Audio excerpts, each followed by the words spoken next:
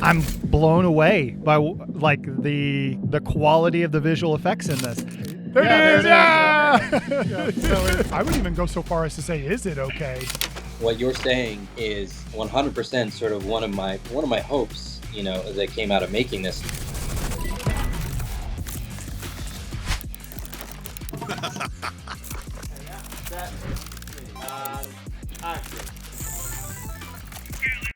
Mark Freiburger is a talented writer and director known for his inspiring work in the film industry.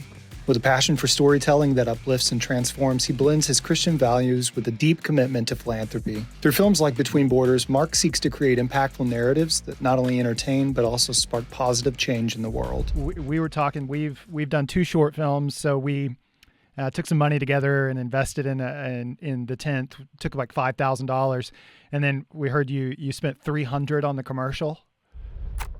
Yeah, $300 on the Doritos spot. Pretty wild. Basically just renting the dresses and catering, but yeah, everybody just kind of came out. We had a buddy with a red camera at the time. Wow. And, very minimal lights, and then everybody just did it pro bono. And shout out to the buddies with the red cameras, because we got one of those too. Yeah, exactly. And unfortunately, we didn't win even though we won the contest, we didn't win our year to win the $1 million. It was an additional.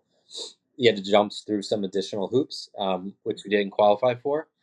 They changed the rules after us, so everybody who aired after us won the $1 million, which was son of a gun. And they got that nacho cheese money too. They got that nacho cheese money. They could have been a little more generous there. I don't know who the parent company is. It's probably like Pepsi or something, but we'll have a conversation with them and get back to you. Yeah. Why don't you guys give them a shout? Listen, we're from the South. We know someone that'll pay them a visit, okay? Yeah, exactly. Oh, man. But yeah, so we ended up, we did win like some money when it was all said and done, like small amount. So basically everybody that worked on it got like paid like, double a day rate. Yeah. Yeah. So, yeah. And it was fun. I mean, it was a funny, and because of that, the real prize was getting to work with Michael Bay,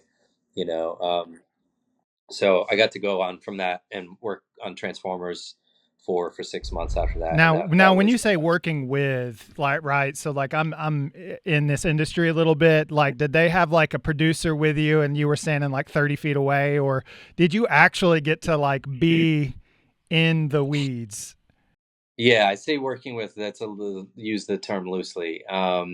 So when I won the contest, they had no idea, like, all they had originally said was whoever wins going to get to work with Michael Bay in Transformers Age of Extinction. But they had no role designated.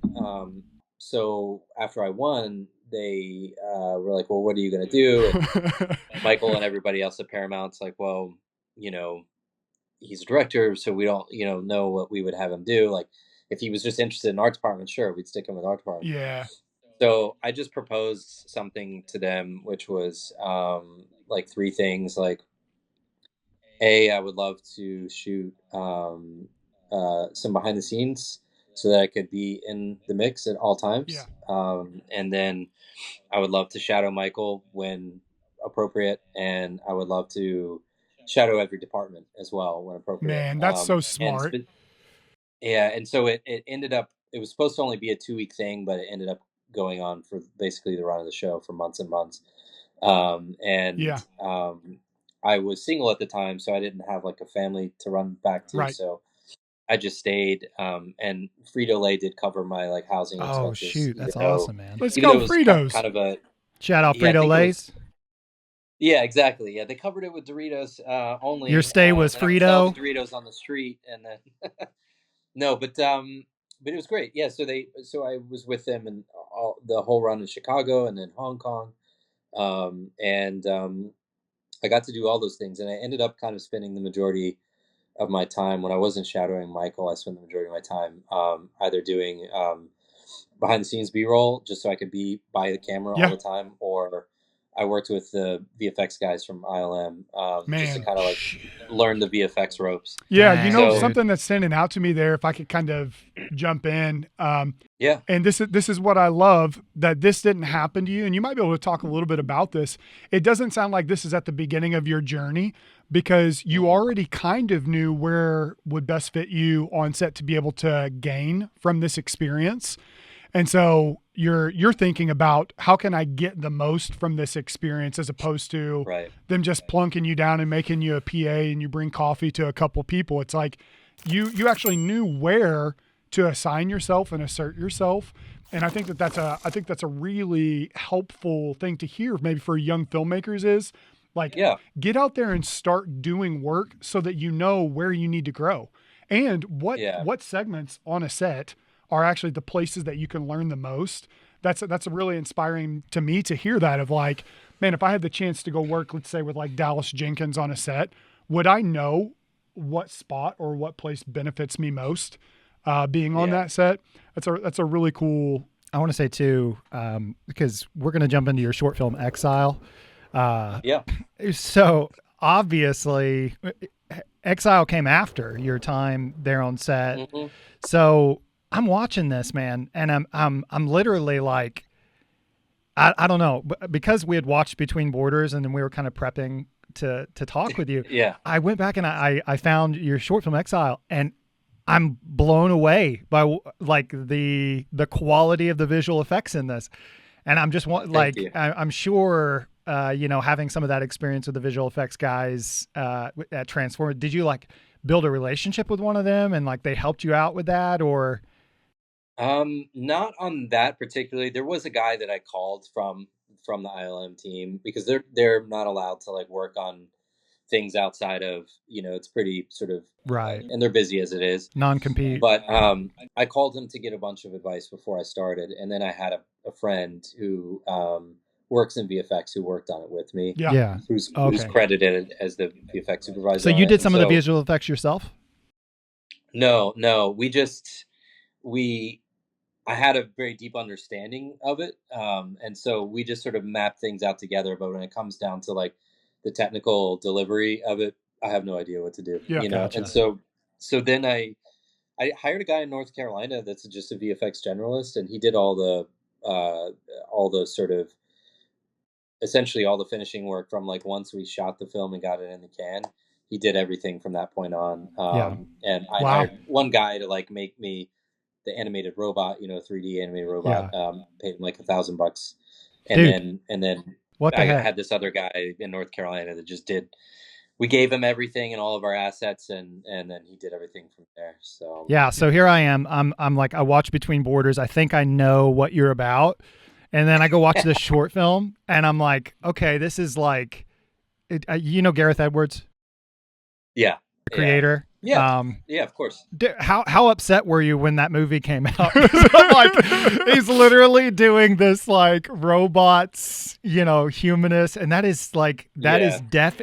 You hit I think a window. District 9. These kinds of films were starting to pop off, and then I saw that short film, and I'm like, okay, he really hit kind of the front end of what has become this fascination with robots and AI being humans, and like how would we respond in a world consciousness, these kinds of things.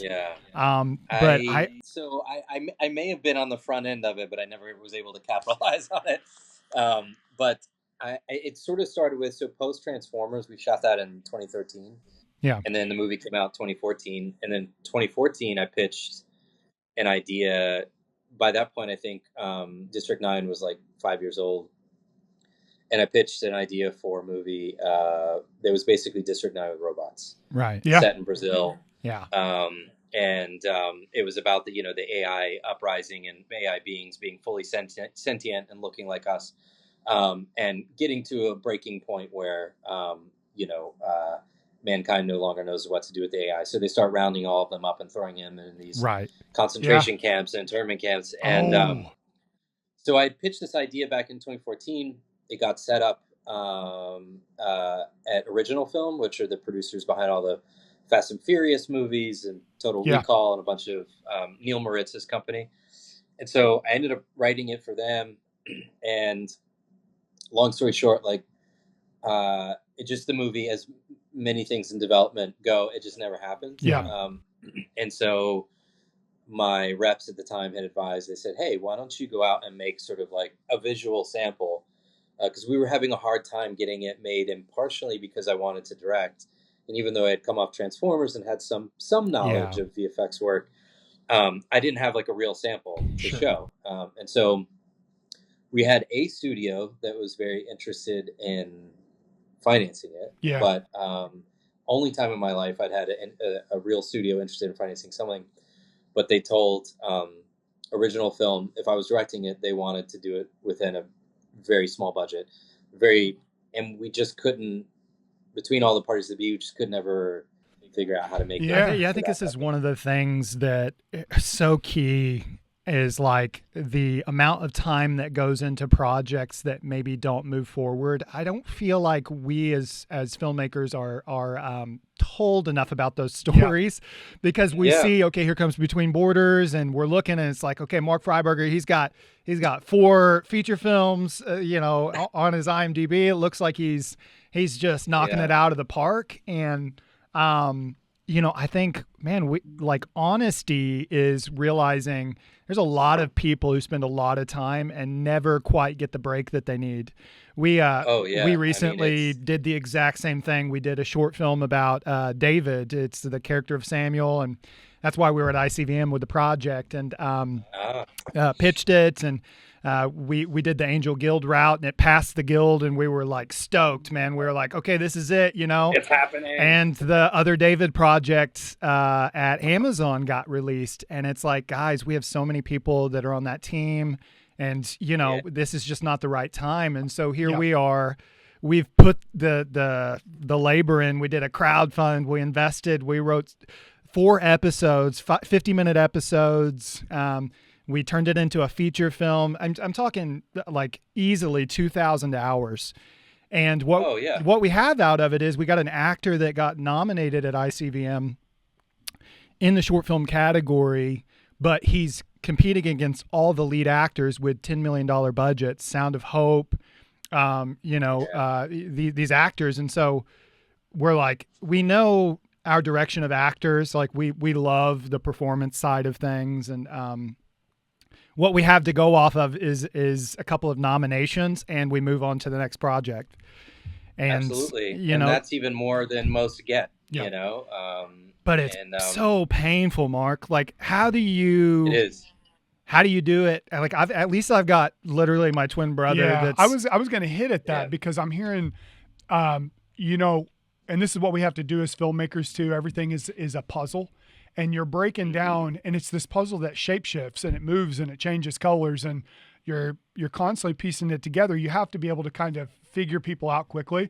And I'm seeing a lot of that in you. I'm seeing a lot of how you problem solve and how you delegate, which is really exciting. And I'm hopeful that we can kind of get into that a little bit more. Yeah, we can. It's just a really interesting personality type. And I'm wondering, where did that come from? When did that start? So our question to kind of get us started, there's this quote that says, a man is born twice, the first time whenever he comes into the world, and the second time whenever he realizes why. Kind of talking about you in relationship to storytelling. When did you know that this was the thing that God made you for? And what does that realization look like? When did that happen? I don't think there was ever a parting in the clouds moment on when I decided that this was something I wanted to go into. But as a child, I was always interested in storytelling, started gravitating towards film. Then, in my kind of early teen years, just sort of became obsessed with it. Wanted to learn everything that I could. Went to a traditional film school. I went to University of North Carolina School of the Arts, which is a top 10 film school in U.S. Sometimes they're rated internationally in the top 10, and it wasn't until and I always had an interest more in drama and thriller, and still do. And it wasn't until I graduated and made my first indie film, which was called Dog Days of Summer, which is a really low budget Coach Yost. Shout out Coach Yost. Yeah, Coach Yost. Yeah, Will Patton was awesome in that movie. But the first it wasn't until I met a guy named Gary Wheeler, who was working in the faith-based side of the industry. And even though I was a Christian, I never really saw, I didn't really know there was a faith-based industry then, because it really wasn't. Yeah. And B, I never really thought about like, oh, you could make some films with some faith themes, because I'd never seen any of that growing up. Man, preach. And yeah, I'd never seen people openly talk about faith or God in cinema. So I never really thought about it myself. But then, Gary Wheeler had made his first faith-based movie, and we became friends, and he kind of like, sort of like, I guess you could say, introduced me to the faith-based world. And then, as you guys know, the films have gotten a lot better over the years, and They're getting there, and they've been catching up, and I had never really saw myself as becoming sort of a filmmaker that was just going to make faith-based stuff, but I thought, well, if there's stories from time to time that speak to me, like I'll absolutely go after them. Mhm. And Between Borders is one of those, where I felt like it was kind of a home run, and it's a refugee story, an underdog story, an international story, with a lot of great drama in it, based on a true story. I mean, it's just so many things I loved about it. Telling a bit of the Armenian history, which hasn't been told a lot in cinema. Yeah. And so far, too, I think I've noticed a lot of the faith-based movies out there, they're pretty American-centric and pretty made for sort of the middle America, which is great, and that's fine. But I think sort of the next step of what I hope to sort of add to in that industry is telling more international stories. Well, I would even go so far as to say, is it okay? Like it's what we've been served, because it's the community and the culture that we're creating in.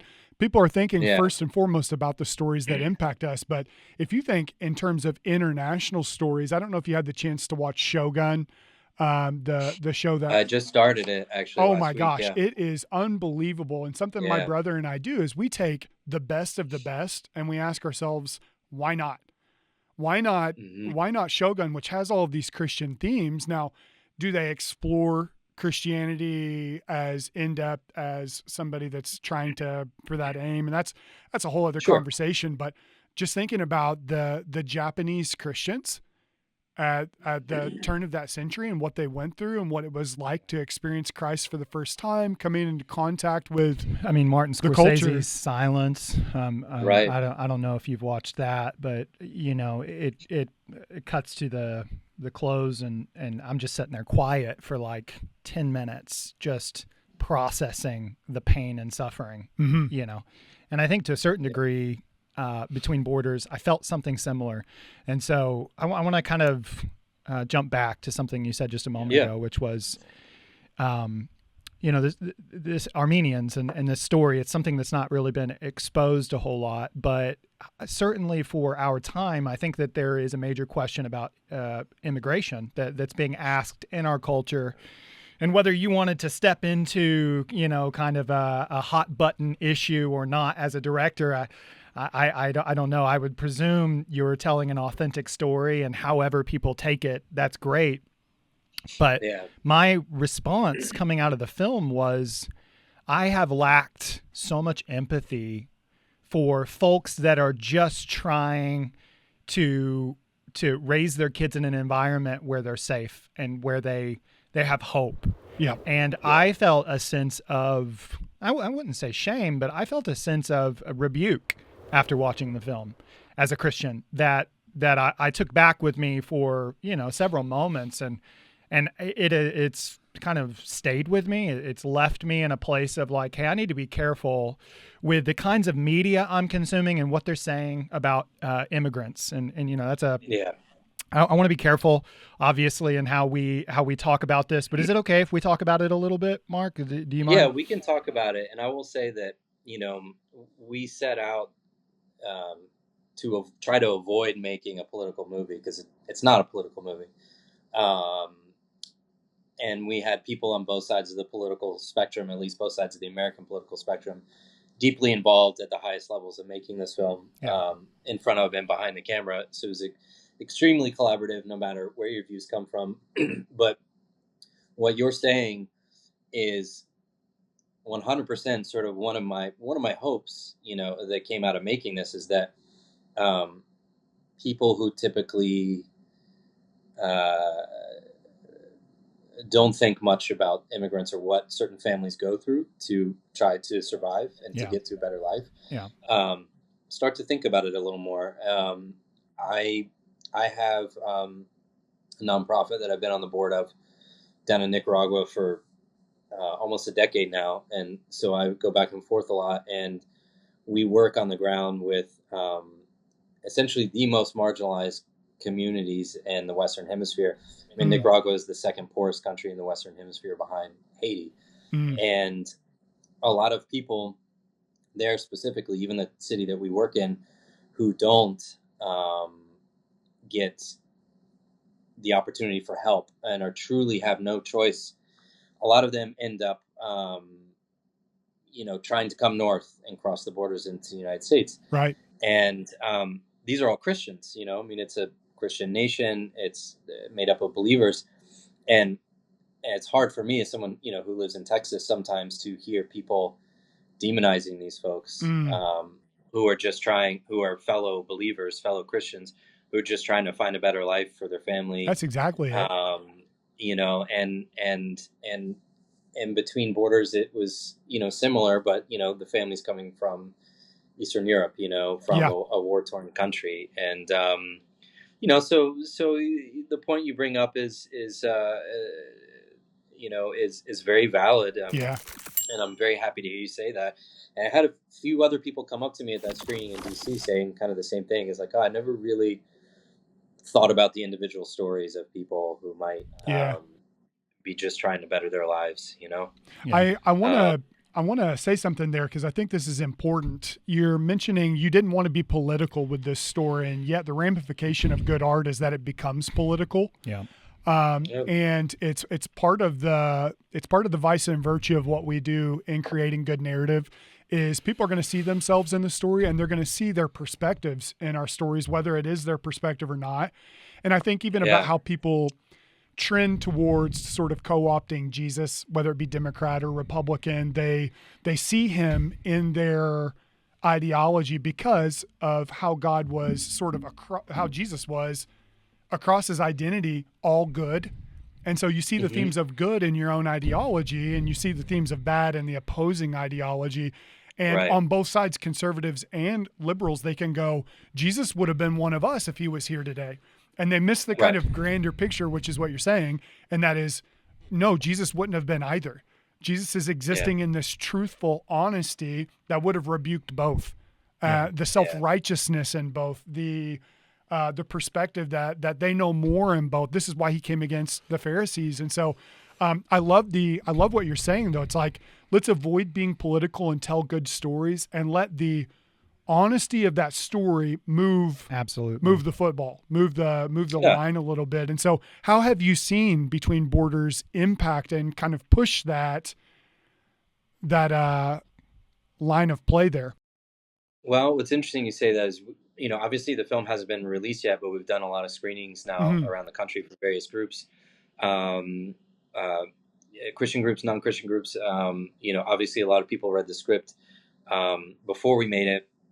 And it's probably the first, granted, I've never really been involved with a project before that could be deemed as,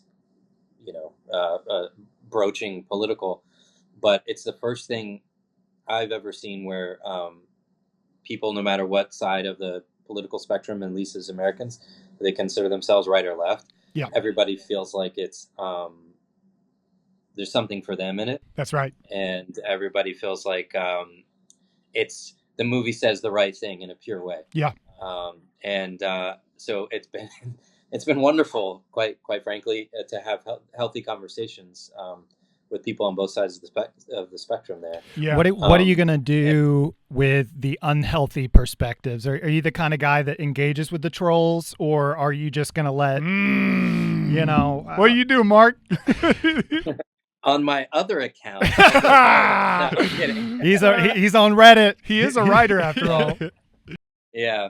No, I don't really typically engage with that stuff because A, there's no time, and B, like, I'm a father and a husband, and also making a living doing it this, and I have no time for extracurricular anything. And when I say no time, I mean like no time. Yeah. So the chances of me ever even seeing trollish comments are Yeah. slim to none anyway, because that would have meant that I would have had time to start reading stuff. Yeah. All right. Well, we went ahead and pulled up some comments from some. We're going to take Some some. of our favorites.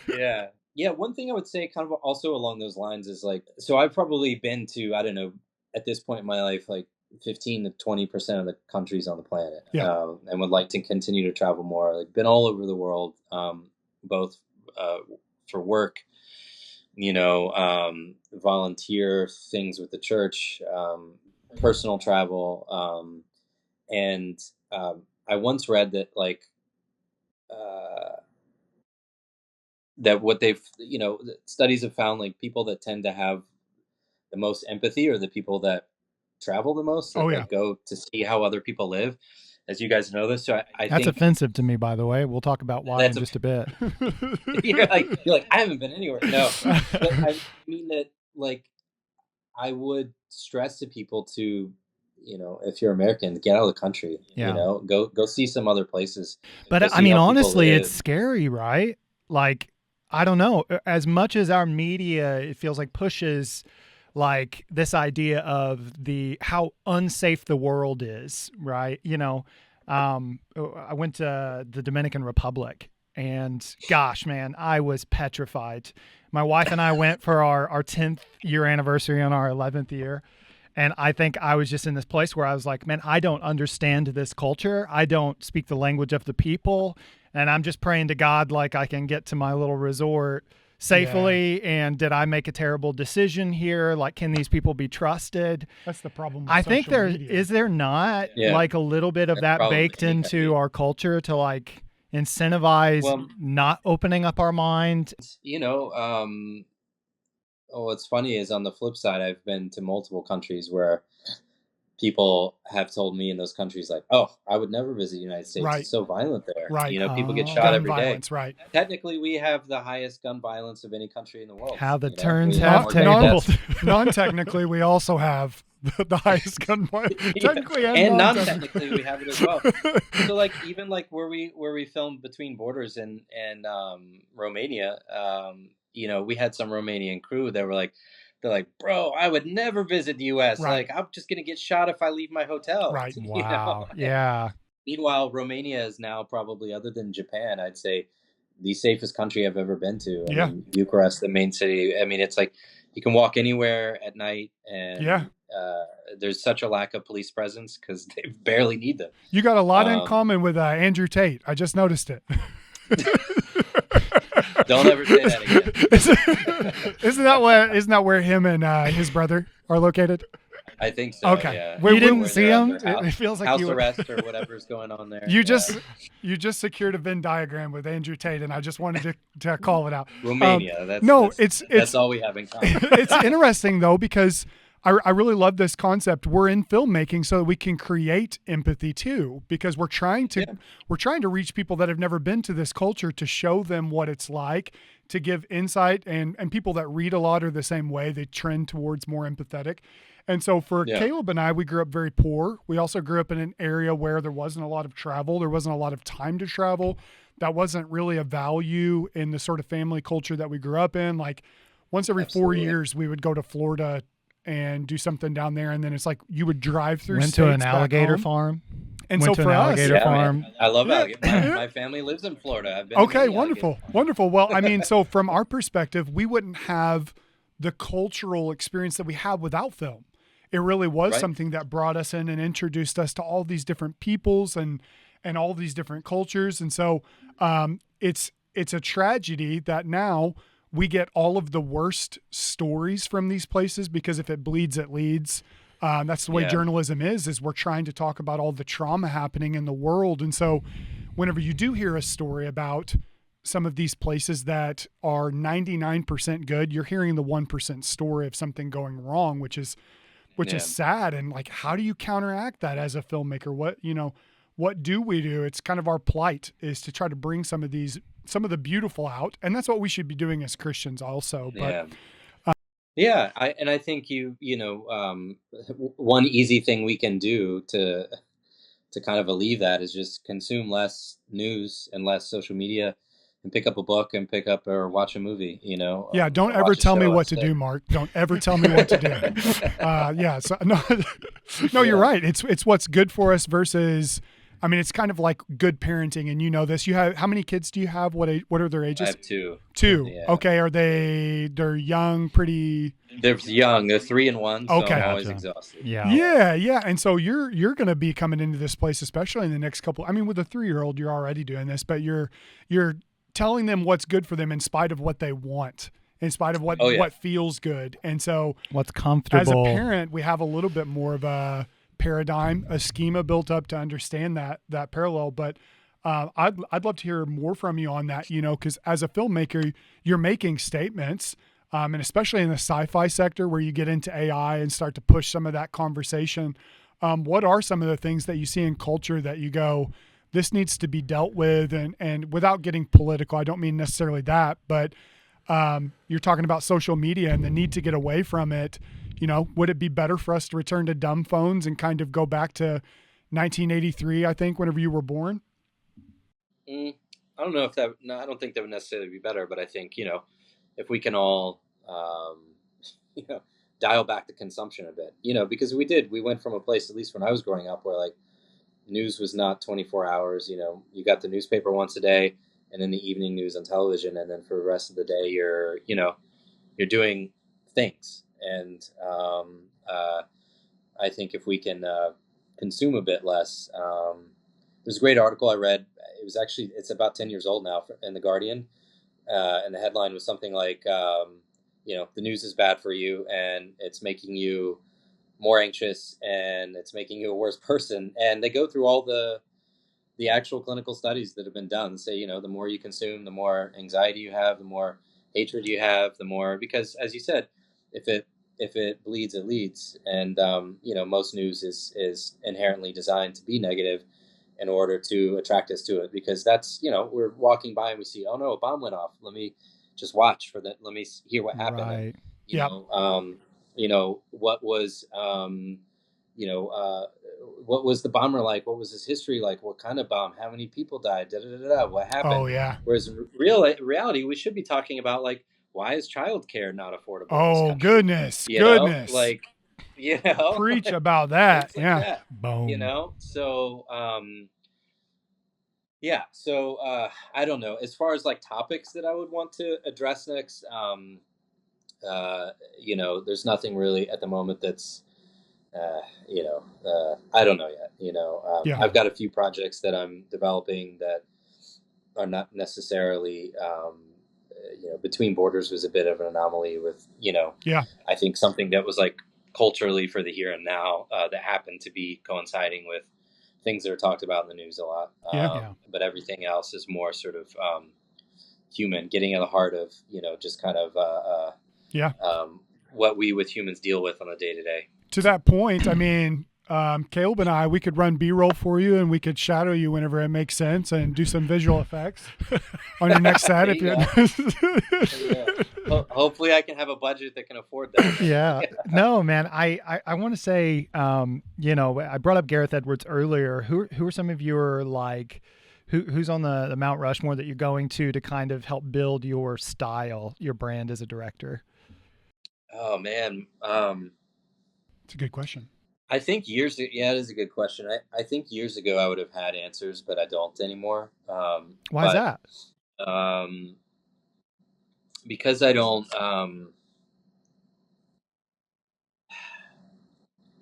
It's a question that you get asked a lot when you first get an agent, and they say, "What kind of filmmaker do you want to be like?"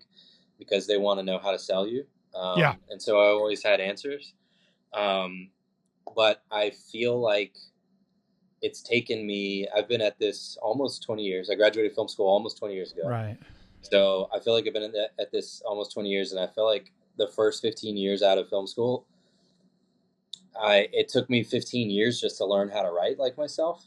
Yeah. And so now I don't really look at anyone and say, "Hey, I want to be like them." I think I'm just writing what feels natural to me. That's good. going after stories that Yeah. feel stories that I want to tell, and then maybe someday I'll look back and they'll be like, oh, you were a lot like X, Y, and Z. Yeah. But certainly you'd say, I mean, I know this is true for me. I would imagine it's true for any director that is consuming the art form, right? That there are films that you'd watch that make this kind of indelible impression on your soul a little bit, and it's like, oh, Yeah. he crushed that. Like, you know, Yeah. John Chu yeah, there are with films. Wicked just recently. There are films that come out and you go, it was a good film, you know. And then there Yeah. are films where you go, man, if I can take anything away from this, like I'd be a fool not to sit after watching Denis Villeneuve's, you know, Arrival, for instance, and not just sit for a bit and go, okay, what worked about the way he did that and the way he presented those characters and the way he did the rug pull at the end, and like I'm consuming it and I'm also a student of it, and so I'm gonna do things that feel more like Denny than maybe Wes Anderson, obviously, because of the way that I approach Yeah. taking it in and consuming it. I guess that's kind of what I mean. Like, would you say Denny's a director that you would say, man, you know, his work is something that inspires me? Or Yeah, I obviously love his work, and actually his favorite thing of mine is Sicario. Yeah. And Yeah. I would say and I love the script, which I think was originally written by Taylor Sheridan, actually. Yeah. Yeah. But Do you know Taylor? Sicario is a perfect example of a film where someone took a script that's on the page is sort of, you know, straight thriller, and he elevated it and made it quite honestly a masterpiece. Yep. Oh my gosh. The scene where he comes in to the family at the dinner table and oh my gosh. Are you kidding me? Like, just the absolute heartbreak. It almost kind of has this Breaking Bad feeling to it where you realize, like, okay, there's going to be a repayment for your sins, right? There's going to be some point at which this catches up with you. And I felt like the way he sits with characters in an empty space is fascinating. I love to watch an actor realizing and taking things in. I saw some of that in Between Borders as well with Liz Tabish. We're big fans of Stelios. We've connected with him a couple years ago. I got to meet him last year on a set. I literally drove 3 hours just to go shake his hand and say hi. And we're hopeful to work with him too. And you know, you've got some moments in this film which I feel like really stand out. You know, Kyler brought up one of the moments at the conference in DC. Just, you know, and I want to kind of highlight different moments throughout the film. There were sort of these moments where I felt like, okay, I'm taking this in. Are we going spoiler free here? What are we doing? What are we doing? No, you can no, it's okay. I mean, they've it's fine. Just go for it. Okay. The scene where he's on the he's on the bus is such a small moment, but here's where it crushed me. He's dressed up really nicely. Like he is going through one of the most horrific things you can imagine as a father, and he's still taking himself with enough respect to put a tie on, to dress up, and as Kyler mentioned, he's sweeping and he's doing it with diligence. And he's and as a rocket. For your viewers, just to give them a little context, this is a guy who was working for the Soviet space program as a literal rocket scientist in Baku, Azerbaijan, which was a very cosmopolitan city at the time, a city filled with the arts and culture. And they had to flee their homes. Him and his family had to flee their homes because they were marked for death. And they found refuge temporarily in Russia, where the only job he could get was as a bus driver, cleaning and maintaining buses and driving buses. And he did it with his absolute utmost excellence, you know, and he did it to make sure there was money still coming in so he could feed his family, you know. Yeah. And that's that Joseph spirit. Yes, yeah. And he still is that way today. The real life Ivan Petrosian does everything with excellence, you know.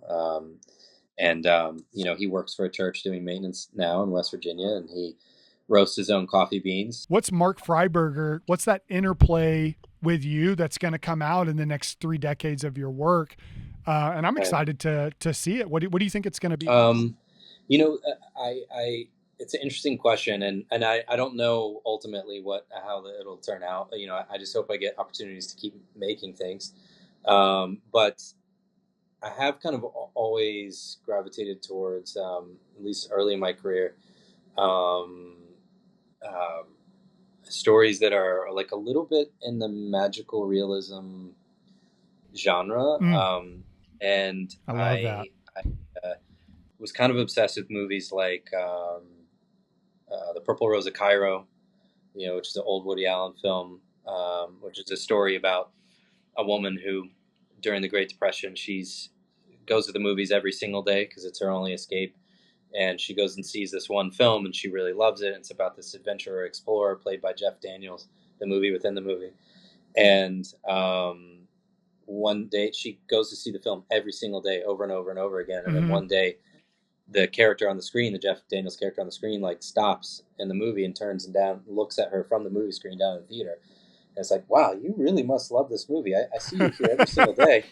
And he just steps off of the screen and into the movie theater, and people start freaking out. And then it's a story about him and her falling in love, you know? Yeah. The Peter Sellers movie Being There, you know, obviously has a very magical realism component at the very end of the film when the character walks on water.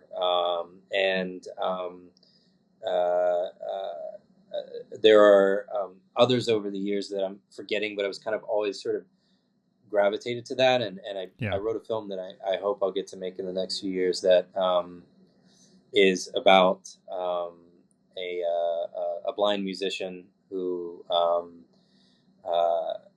ends up taking a solo travel journey halfway around the world as kind of a leap of faith because of a dream he keeps having. And even though he's never traveled internationally, and this recurring dream he keeps having, he believes has meaning, even though everyone else around him thinks it doesn't. And ultimately, in the end, we find out, you know, that there was a great purpose behind it. You know, so there's stories like that I think I've always, I don't know, and just inherently, even in the thrillers that I write, like the thrillers, even though I haven't made one, like I've had, I don't want to say luck, but I've had like some, my thriller scripts have gone places, as we talked about earlier. And even though none of them have gotten made, but they all tend to, at the end of the day, still be about family. And the same way Between Borders is as well. Yeah. And so even if the genre changes, like the core of the, you know, the core theme is always about like essentially bringing the family back together. Yeah. And I do want to go back. You were kind of describing this man as the scientist. You were talking about what he actually did, and we got cut off because of the quality issues. So I do want to kind of hit that. Talk about family. Talk about this character. He's a real person. You know, let's just go back and kind of hit that piece again. But essentially, Between Borders, the film we just made that's coming out in theaters soon, starting January 26th, is a true story about the Petrosian family, which they're an Armenian family that were living in Azerbaijan in the 1980s. And as many people know, there has been a military conflict between Azerbaijan and Armenia ongoing for decades. And it really came to a head at the end of the 1980s during the fall of the Soviet Union, because at the time, both of those countries were part of the Soviet Union. And so Russia kind of helped keep the peace at the time between all the Soviet Union members. But as Russia started falling apart, the Soviet Union was crumbling, Armenia and Azerbaijan essentially went to war again over a piece of disputed land called Nagorno-Karabakh. And our main characters in this story are Armenians that were living in the capital city of Azerbaijan at the time. And during that time, a lot of Armenians living in Azerbaijan were being targeted for ethnic cleansing. 30,000 Armenians were killed. 200,000 Armenians during that period were forced to displace, leave the country, leave their homes behind. And that's what happened to the main characters in our story. Mm-hmm. So they were living a wonderful life in Baku at the time. The wife was a principal of a school. and the husband worked for the Soviet space program. He was a literal rocket scientist. And when they had to flee their homes, the wife took a very sort of demeaning teaching job where she was treated horribly all the time in Russia. And the husband, Ivan, had to become a bus driver because it was the only job that the Russians would give him. But he did that job with excellence, the same way he did, as a rocket scientist. And so he cleaned and maintained buses. And the scene that you mentioned earlier, the scene where he was, when he drove buses, he constantly had to carry, in our film, it's a hammer, but in real life, he was always carried a metal bat underneath his seat because he was constantly being harassed and threatened, and he had to defend himself.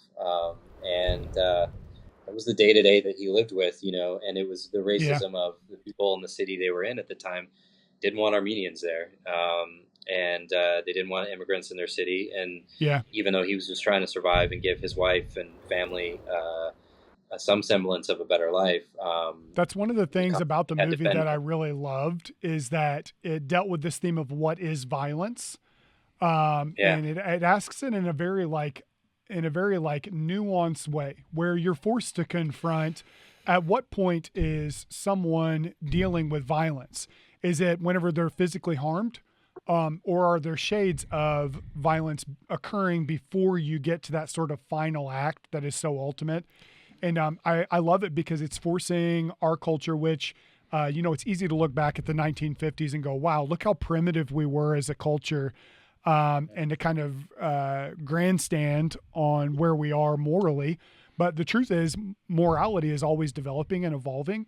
And I think this question about what is violence is occurring now in our culture. And there's all kinds of different beliefs and opinions on that.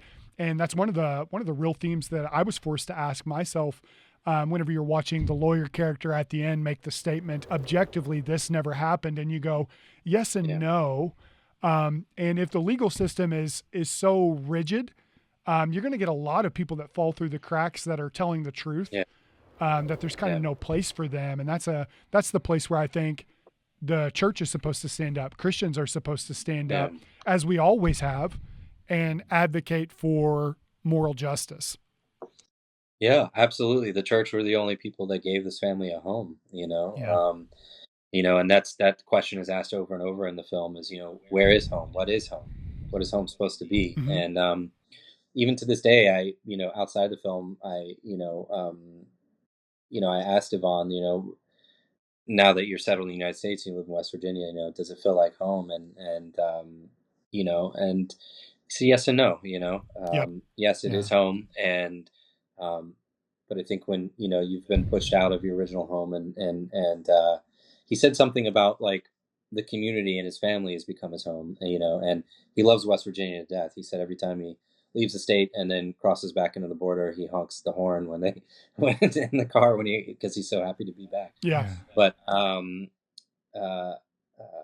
it is a theme that comes up constantly in this film, and the church stepped up really, really well. I mean, this family, when they landed in Russia, it was a sort of a brief window of time where you could plant churches in Russia, and these Americans had planted a church there, and gave them sort of their first real human experience since having to flee their homes in Azerbaijan. And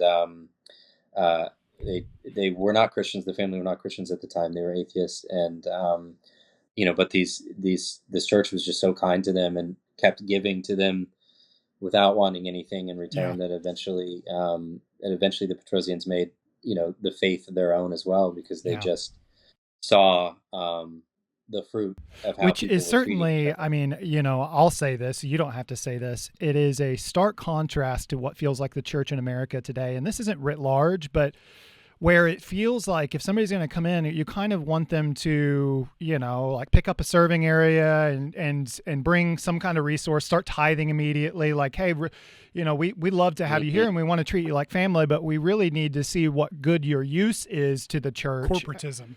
As opposed to maybe like reflecting on what it means to be a significant part of somebody's life in at some point where they can't give anything and all they can do is receive, and all they can do is be granted their next meal, or which is who the gospel is for. Sure.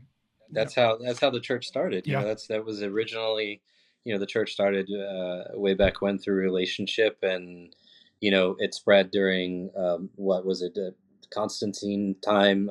I get my history wrong, but Constantine's time when, especially during when Christianity had its first major spread was during the plague back then, when nobody was willing to go in and touch these people who were dying of the plague except for the Christians. And they said, okay, well, we'll take care of them. Wow. And people saw that and they said, these people are willing to give up their lives just to show some humanity and compassion to these people. And I do think that a very large portion of Christianity has unfortunately forgotten that. And you see wonderful examples of it all over the world, and even in this country too, from time to time. But you're right, there's some kind of strange corporatism that has taken over, especially the last few decades. Cultural shifting, for sure. Yeah, shifting gears a little bit. I want to talk kind of something technical with you about the film that I just loved. The film halation look, the color, the approach to the color theory, and we did a trailer breakdown, which we'll be posting pretty soon on the Between Borders trailer. But cool. There's a very specific attention to detail where when something's home, it's the reds and the oranges and it's warm, and then we're seeing them out actually like in this red light exterior as they're running for their lives, and they're going to this really cold blue place where there's not a lot of saturation. And the intentionality behind the color in this film, I think, is extraordinary, especially for something that you would say is like a faith-based film. I think you mentioned that you had a colorist that worked with you on this that has some pretty high accolades as well. Is that true? Yeah. So that design, the specific design, was originally something that the DP and myself had sort of set out to try to achieve, and then of course the DP and the colorist ultimately were the ones that pulled it off. But yes, our DP on this film, I think it was the first faith-based film he shot. He's shot a lot of studio movies over the years, so he's very, very experienced. And then our colorist, going back to Denis Villeneuve, our colorist is Deacon's colorist. So our colorist has done Roger Deakins and Arrival and all the films. I don't know if our colorist did Dune, but he does everything that Deacon shoots. What's his name? Mitch Paulson. That's his name. Mitch Paulson. Like just this year alone, he did like the Bike Riders and a bunch of... Oh, he did the Bike Riders. Okay. Yeah, no. So this guy knows what he's doing, man. I mean, like as I go through the trailer, I'm just like, shot for shot, the quality of it is incredible. Something that'll blow your mind then. So there's 3 looks in the movie. Yeah. But something that you two will particularly love, or any filmmakers out there. So of course we have the 3 looks. We have the Azerbaijan look, which is warm. We got the Russia look, which is cold, and then we have the sterile US white Federal Courthouse look, which is neutral. Yeah. Every single, because the film is told through flashback from the courtroom. Every time on the witness stand, we start to get into a heated moment, and then we tell the most integral parts of their story coming back to that.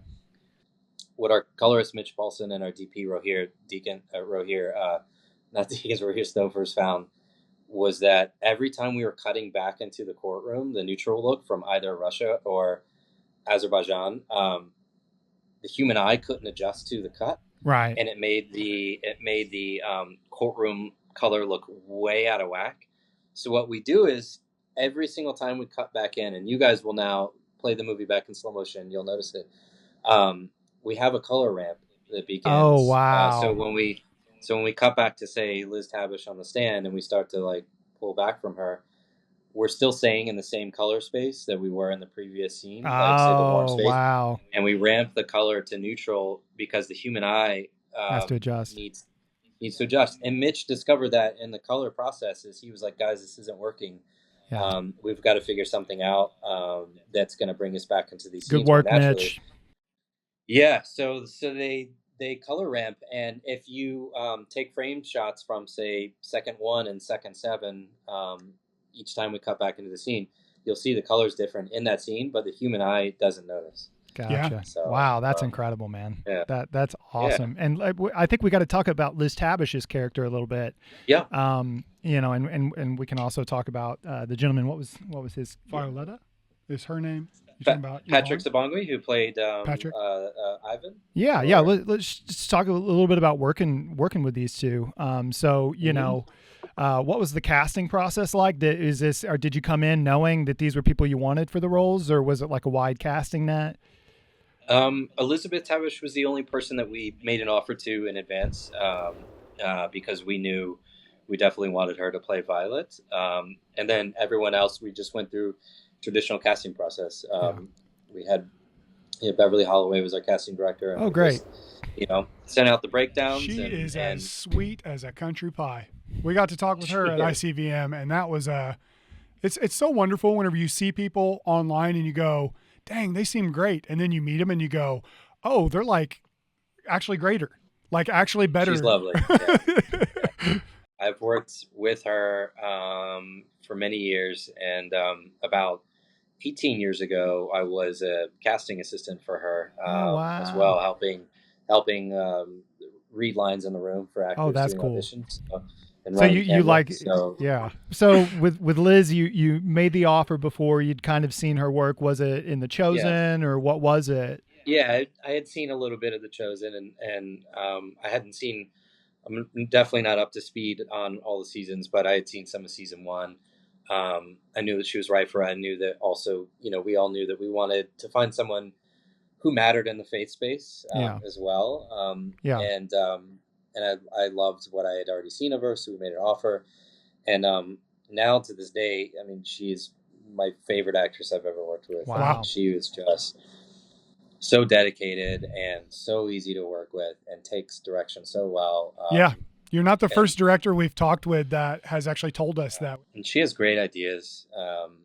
She brought a lot to that character, and I think, anybody who gets a chance to work with her in the future, please make that attempt. Make her an offer. I tell you what, the scene where they're fleeing from the home, and they're looking out, I think out the window, and they see the guy being kind of pulled out and brought down the stairs. I was getting like these major Schindler's List vibes.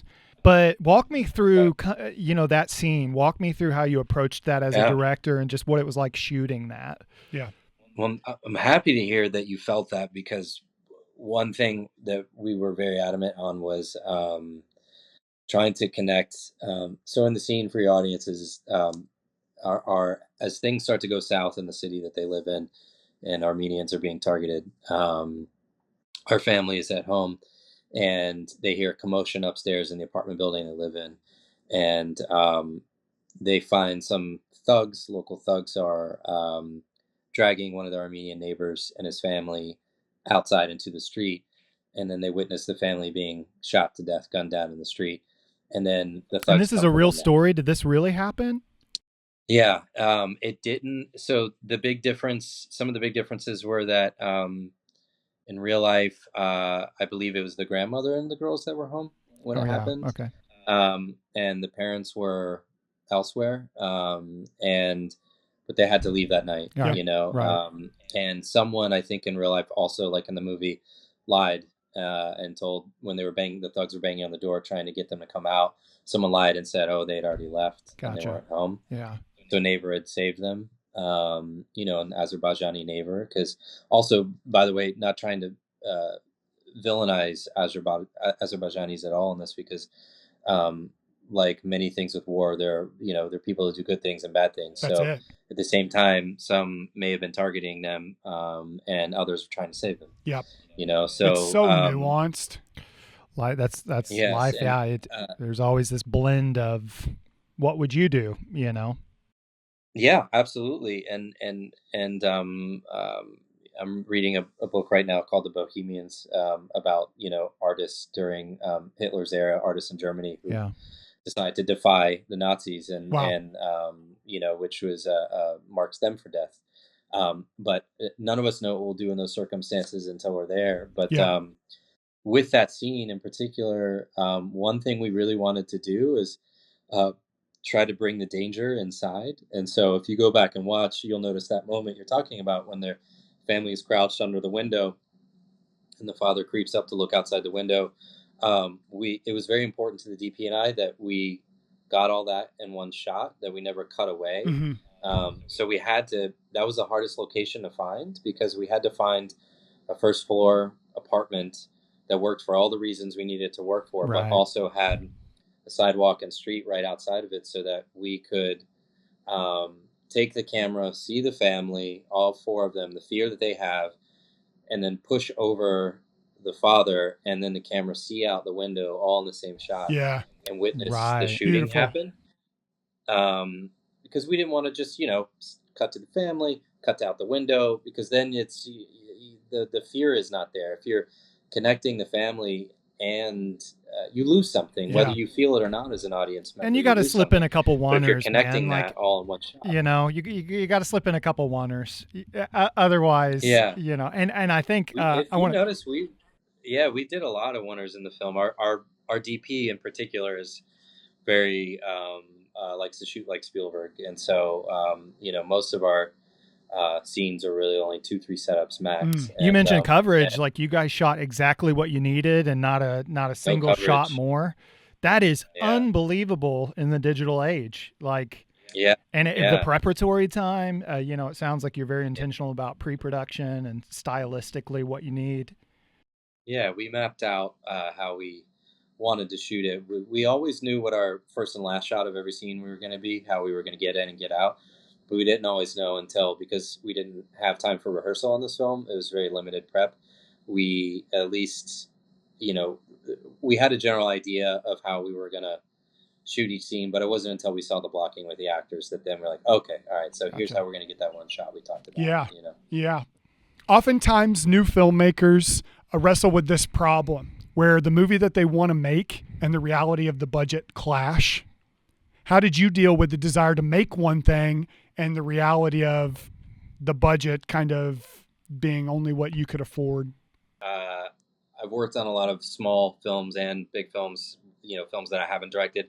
And you're going to have that problem no matter what budget you have, whether your feature is $200,000 feature or whether it's a $200 million feature. There's never going to be enough time and there's never going to be enough money to get what you want done. So it's a collaborative art form at the end of the day. And you just have to strive to get what is best and what you can do with the resources you have. So that goes for every single film. So I'm always going to be disappointed in certain things. Then there's always going to be happy surprises too. But the best way you can avoid having problems on the day is to just plan and prep as much as you can. And that will help mitigate a lot of your issues. Yeah. Cool. Next up, indie filmmaking is not for the faint of heart, as you know well. You're competing with high budget projects and in a position where people can't possibly know the obstacles that you're encountering. And so what are some of the biggest obstacles of your career so far that you've overcome? So not the ones that kind of shut you down, but the ones where kind of Red Sea moment, God came through and it worked out. Oof. I think some of the biggest obstacles at this point are just getting a movie made. It's just being able to keep doing it somehow, and to make a living doing it. I've been fortunate enough now for 10 plus years where I've been able to make a living behind the camera in one form or another, whether it's short form or long form. And that in of itself is a miracle. That feels like overcoming an obstacle is just being able to keep doing it. I love it. That feeds really almost perfectly into the sort of next thought. My brother and I we grew up in a gaming household. There was so much, like early on, it was obviously Super Mario, and then it was like Zelda, and then it's kind of getting into more of the like World of Warcraft, the leveling up, you got to get out there and you got to grind the boars is a comment that my brother and I say to one another constantly. You got to kill these small animals to get small amounts of experience.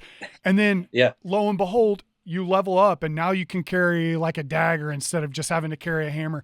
And so we liken that to indie filmmaking in a way where there's all of these small things that you have to do. And it feels like, am I making any progress? And so the question is sort of, this is kind of what it's like to make films. What are some of the small bits of advice that you would give to those filmmakers out there grinding the boards right now? Grinding them. Oh man, yeah. Is just keep doing it and getting enough experience. Working every department. I think until you find an department that you're really that just naturally is a good fit Yeah. and works well for you, and then do your best to be excellent at that department, Yeah. and to be the best you can. And I think you'll be surprised at the good things that will continue to develop after that. At some point, you have to submit a project. You got to be finished with it. You got to put the paintbrush down. What was that like for you with Between Borders? Was that a sweet moment, or was that kind of a moment of anxiousness or worry? What was that like? It was a little anxiousness for me, to be honest, because we already had distribution and a release date set in place before, essentially right before we finished shooting the movie. So our post-production process was extremely fast, and I wanted to get in there and tweak everything forever until it was perfect for me. But there was just some things there were just not time. And instead of calling out all those moments, I'll just say that there are quite a few things in the film, had I had a little more time, would have had even more polish. Gotcha. My question, it's good to hear, actually really good to hear that, because that's where everyone's at, right? Like, yeah. And there's a point at which knowing when to leave something and move forwards, like that's an art in and of itself, isn't it? Yeah, it is. And especially when producers are telling you, okay, it's good, move on, stop tweaking the color, stop tweaking the sound, stop stop riding these people so hard to get slightly better titles. Like, we're good. The audience is going to like it. Awesome. So in some of our research, we found out that you have worked with Jamie Lee Curtis. So tell us about that. And if it was awful, lie to us. Just lie to our faces. No, it was super short. It was one day. It was a PSA that I directed in LA for like an anti-drug campaign, basically. Cause her family has dealt with her own battles with that, and so she graciously came out and gave us her time. No, she was lovely. Pro in and out.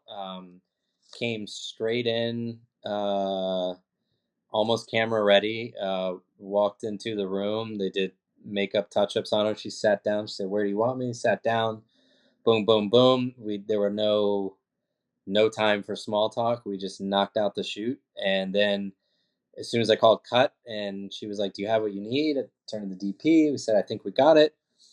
And she goes, "Okay, great. Hi. Now we can talk." And then the next hour was chit chat and fun and games. But she got straight to the work. Total pro.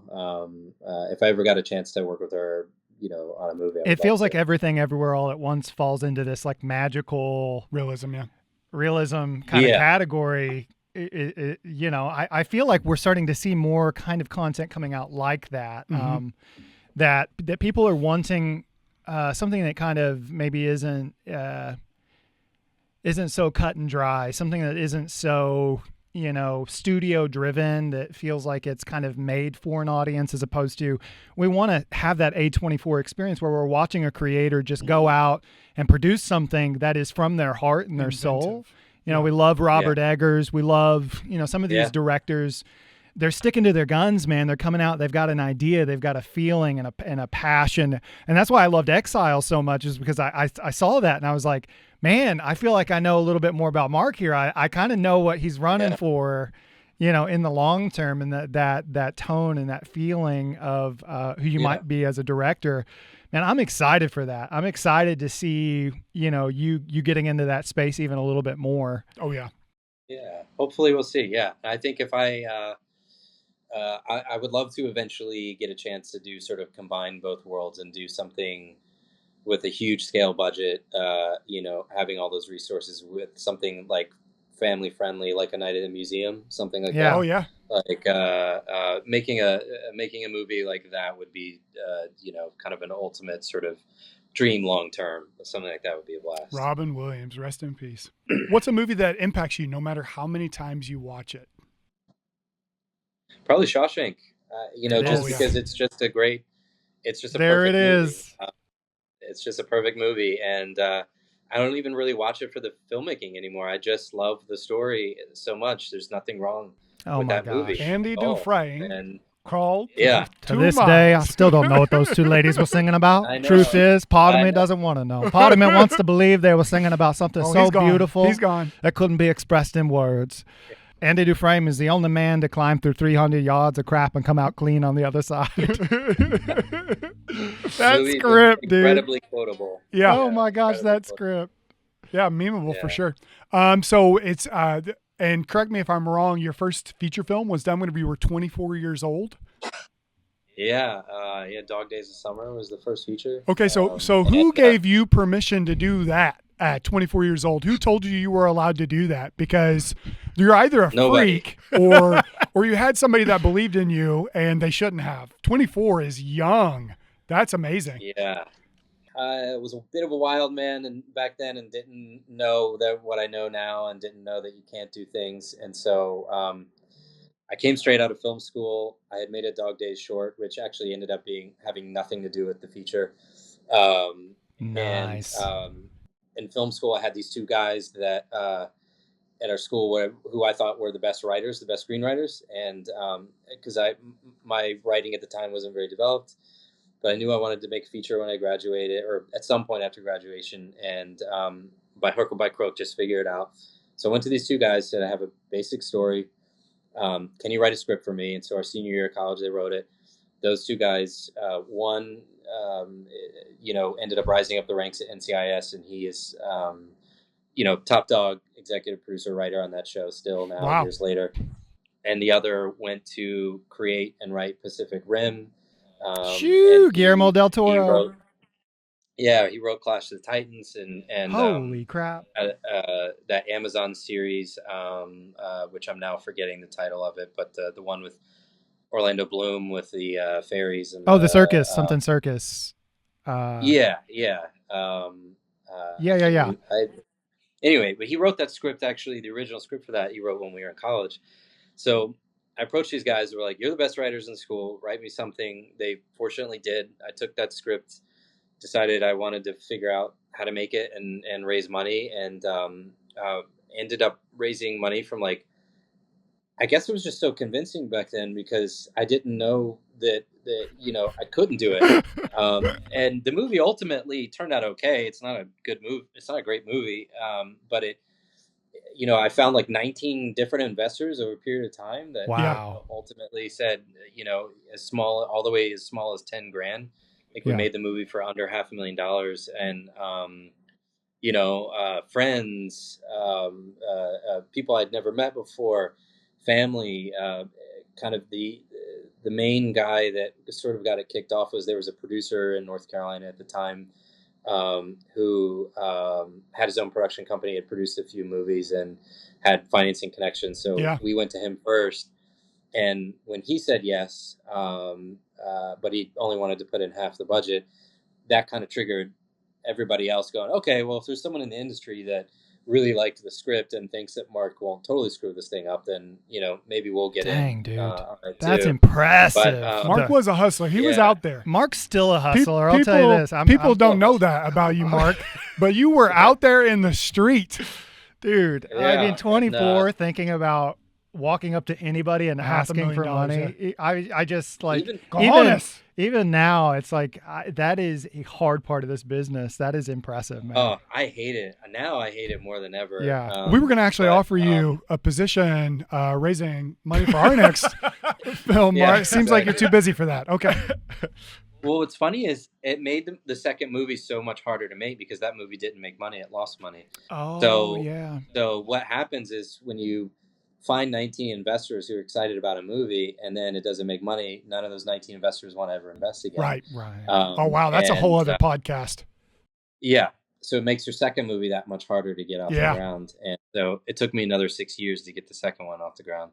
And which is still not really that long of a time when you think about just pre-production timelines and people's break-in timeline.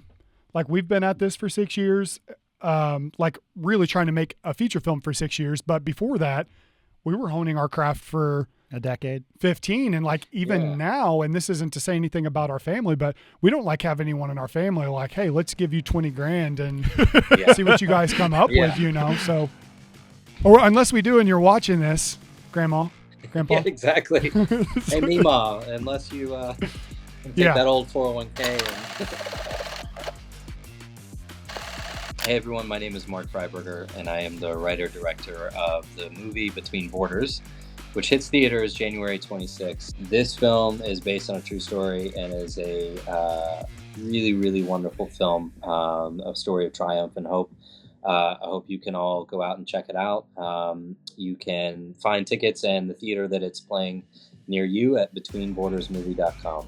And just want to say it was a blast being on the show today for the Cook Brothers podcast.